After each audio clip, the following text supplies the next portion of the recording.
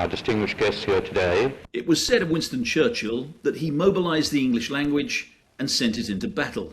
If we are conquered, all will be enslaved, and the United States will be left single-handed to guard the rights of men. Donald Trump's trick with the mother tongue seems to be to douse it in gasoline, set light to it, and then drop it in a dumpster in the middle of his own parade ground. Nobody's seen anything like it. Whatever you think of the wisdom or efficacy of the president's policies, their effectiveness is almost always vitiated by an inability to articulate and communicate goals in a way that helps to make them achievable. The US war on Iran is a near-perfect microcosm of this style of presidential mismanagement.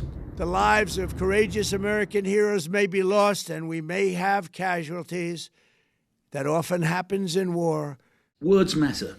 They don't merely persuade and inspire. They give meaning to abstract ideas and values. They are the unction by which mere deeds become noble.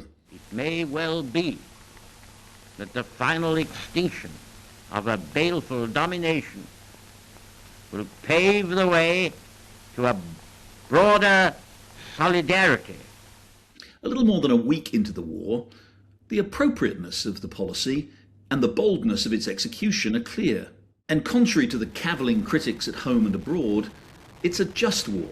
As I've said many times, the nuclear deal was never intended to resolve all of our differences with Iran. Successive presidents have quibbled and vacillated as a vicious regime has waged war on us for almost half a century. Given an opportunity to inflict massive damage on that enemy, Donald Trump has seized it. But good statecraft consists not only of bold decision-making and efficient execution, it also requires an ability to explain and convince, at home and overseas. The administration is losing that war. Operation Epic Fury, one of the largest, most complex, most overwhelming military offensives the world has ever seen. First, there was the lack of a coherent argument for the conflict right from the start.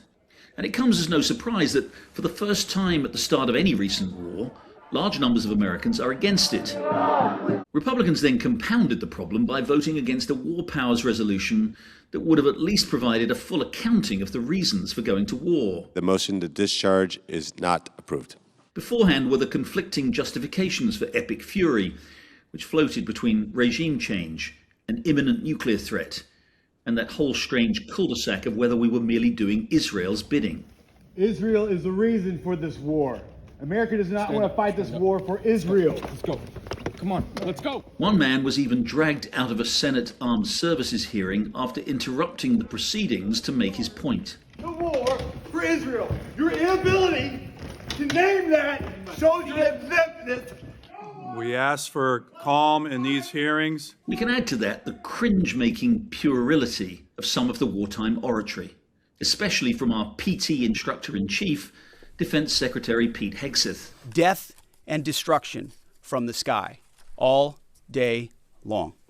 Effective diplomacy is about good communication too. But here again, the president's style is to inflict lasting, needless harm.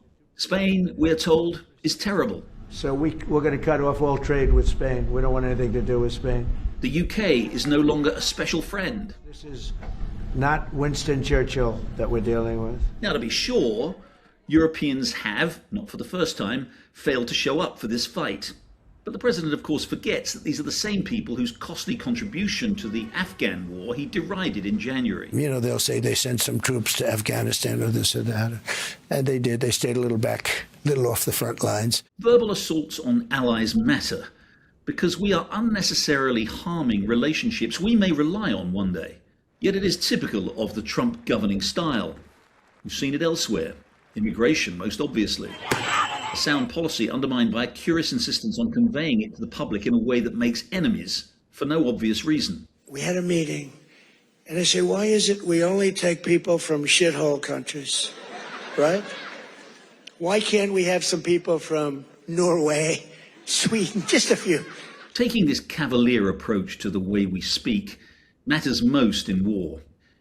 The failure to articulate a persuasive and inspiring case not only weakens support at home, our diplomatic efforts overseas, and even our warfighting capabilities, the unseemly representation of necessary lethal war, for example, as some kind of video game, corrupts our national culture. If we had not marched together through the fire. We can't be expected to raise our eyes to the shining beacon of noble ideals if we can't see through the acrid smoke of our leaders' intemperate, incoherent, and infantilizing verbiage.